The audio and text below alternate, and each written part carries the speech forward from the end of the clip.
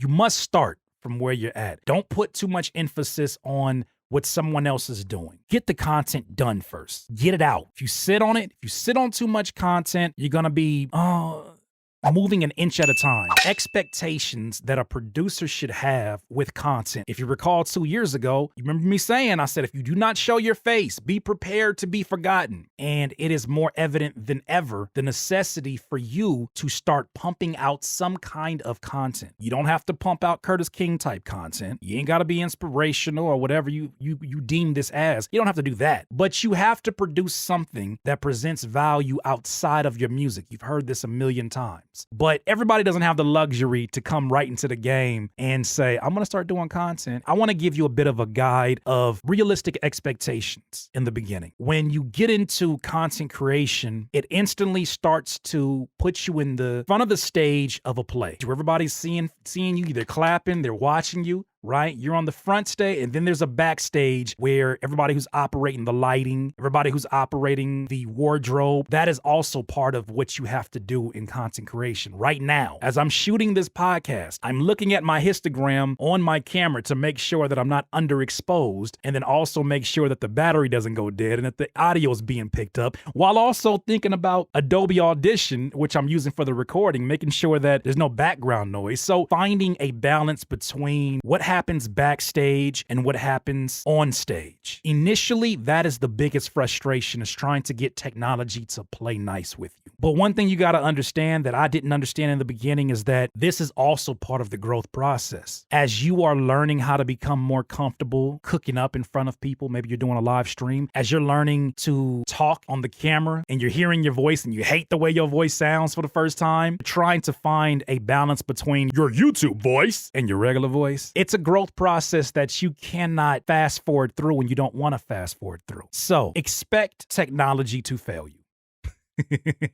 Expect your computer to do things that you have never seen it do, because you're now asking it to do things that it's never done. That's part of the content process. Before I became an official YouTuber, there's like 100 videos that I recorded and edited of me asking people why I deserve to be on this hip hop festival that I actually got on, called Paid Dues. And that was shot on a flip camera. Remember those old flip cameras? They're like only up to 720p, and all they did was record video. Eventually I went from the flip cam to my iPhone 6, and the first 200 videos that I shot on this channel, Curspirations, were they Curspirations at the time? No. They were Artist Marketing 911 and Music Producer Motivation 911. The first 200 videos were shot on a freaking iPhone. What I learned in the beginning is that when you're making content, you're not generally making content for the person that is currently watching. You're making content for the people in the future who will later catch on, who will later join this train, join this campaign, and say, damn, you're authentic. Like, you really put the work in. And this is gold right here. I had to go back because of how impactful your newer videos are and how polished you are. And it's inspiring me to get into content creation because I see how far you've came. So don't feel any pressure to have a certain amount of numbers. Don't feel any pressure if you're doing a live stream and it's 2 people in there. Don't feel any pressure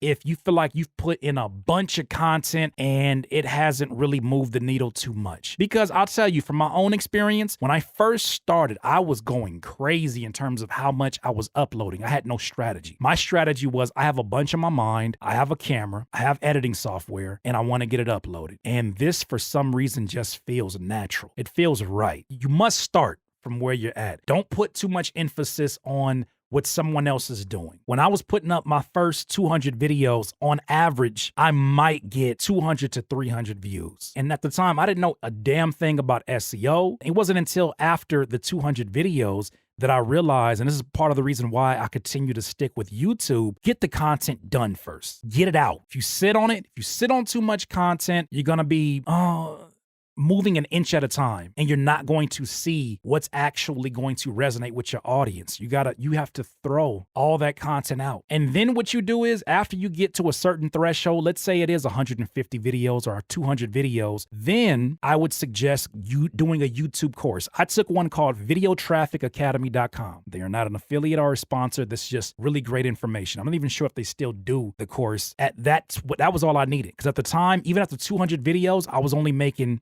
about $14 in ad revenue. But at the time, it wasn't about the ad revenue. It was about, I was making my money from selling beats. But I felt that if I could create an audience here, it could possibly help in all of my other businesses because of all the value that I am giving. One of my biggest videos in the very beginning, and it was after doing all these 200 videos, was The Biggest Lie in Hip Hop. And for my level of YouTubery at that time, it went viral. That video got on the radar of the authors of the book that inspired the video to begin with. I say that knowing very well many of you will give up, and that's okay. That's okay. That's completely okay. I got to the point where it was like, I work sometimes like Forrest Gump runs.